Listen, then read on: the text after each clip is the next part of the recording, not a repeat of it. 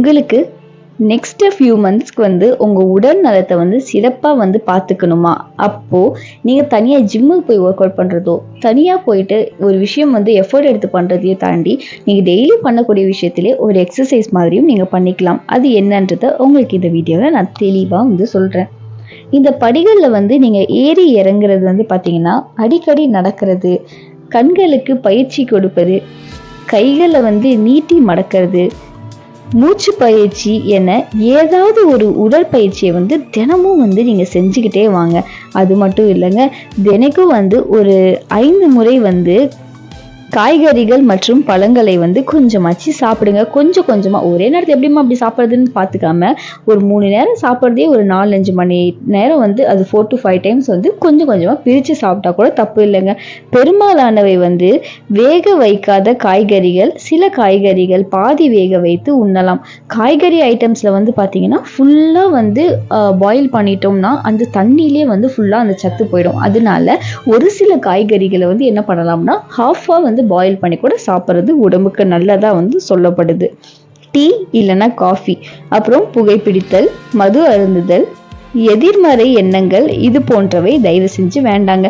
உடலுக்கு வந்து ஆரம்பத்தில் அது பார்க்க நல்லா இருக்கும், ஆனால் போக போக வந்து உடலுக்கு ஃபுல்லாக வந்து தீதா உண்டாக்கக்கூடிய முக்கியமான பொருட்களுங்க அது.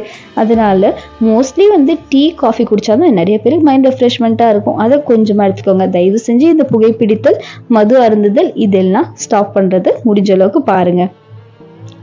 அடுத்ததான் வந்து முக்கியமான விஷயம், cheese, chips, French fries, pizza போன்ற அதிக கொழுப்பு உணவுகளை ஒழித்து தள்ளுங்கள் தயவு செஞ்சு. இந்த நம்ம நிறைய பர்கர், அப்புறம் இந்த சீஸு, இந்த ஃப்ரெஞ்ச் ஃப்ரைஸ் நம்ம சொல்லக்கூடிய விஷயங்கள், இந்த மாதிரி ஜங்க் ஃபுட் ஐட்டம்ஸ்லாம் நம்ம எடுத்துக்கிறது மூலமாக நம்ம அதெல்லாம் வந்து ஃபாஸ்ட் ஃபுட் ஐட்டம்ஸ் வந்து உடம்புக்கு தீதுன்னு தெரிஞ்சுமே நம்ம வந்து எடுத்துகிட்ருக்கோம். நாக்கு ருசி வந்து கண்டுட்டு கசப்பான ஒரு விஷயங்கள்ல உடம்புக்கு நல்லது. நாக்கு ருசிக்காக சாப்பிட்டோம்னா கடைசியில் கஷ்டப்பட வேண்டியது என்னமோ நம்ம தான். அதுக்குன்னு மொத்தமாக ஒழிச்சிருங்கன்னு நான் சொல்லலை, கொஞ்சம் கொஞ்சமாக வேணால் கம்மி பண்ணிக்கோங்கன்னு நான் வந்து சொல்கிறேன். அண்ட் அது மட்டும் இல்லைங்க, அதிக உப்பு ரொம்ப ரொம்ப தப்புங்க. மனதுக்குள்ள வந்து நீங்களே அதை வந்து எழுதிக்கோங்க. உப்பு வந்து பார்த்தீங்கன்னா அளவோடு எடுத்துக்கலாம், பத்தலைன்னா கூட உப்பு போட்டுக்கலாம். அதை விட்டுட்டு ஓவர் உப்பு எடுக்கிறதுங்க வந்து ரொம்பவே தப்பு. அதை குறைச்சிக்கோங்க. சாப்பிட்டதுக்கு அப்புறமேட்டு குளிர்ந்த நீரை குடிப்பதை விட ஒரு சூடான தண்ணி வந்து ரொம்பவே நல்லதுங்க. டைஜஷனுக்கும் நல்லாவே உதவும். சாப்பிட்டு முடிச்சுட்டு பச்சை தண்ணி எடுத்து கடன்னு குடிச்சிடும். அண்ட் அது மட்டும் இல்லை, எங்கேயாவது நம்ம வெளியில் போயிட்டு களைப்பாக வந்தோம்னா சில்லுன்னு என்ன இருக்கோ அதை எடுத்து தான் கடன்னு குடிப்போம். அது ஜூஸ் ஐட்டம்ஸாக இருக்கலாம், இல்லைன்னா தண்ணி ஐட்டமாக கூட இருக்கலாம், ஐஸ் வாட்டர்னு.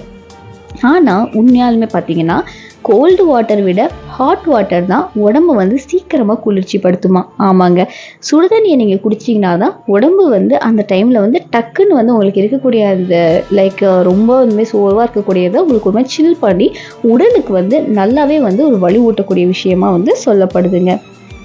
இனிப்பு சுவை உள்ள தீனியை அதிகம் சாப்பிடுவதை வந்து கொஞ்சம் குறைச்சிக்கோங்க.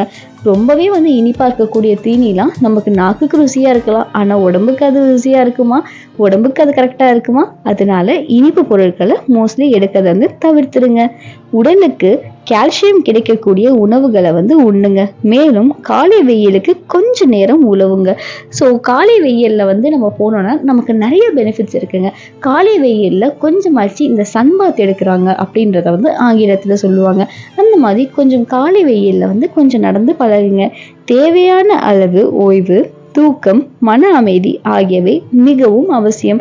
நல்லபடியாக தூங்குங்க, நல்லபடியாக எந்திரிங்க, தேவையான அளவுக்கு வந்து ஓய்வு கொடுங்க. வேலைன்னு சொல்லி ஓடிட்டு உடம்புக்கு எடுத்துக்காதீங்க. உடம்பை பார்த்துக்கோங்க. ஸோ புரிஞ்சிருக்கும்னு நினைக்கிறேன். குட்டி சஜஷன் ஆஃப் தி டே. இது எல்லாமே ஃபாலோ பண்ணிட்டு உங்களுக்கு எப்படி இருந்தது அப்படின்றத கமெண்ட்ஸை சொல்லுங்கள்.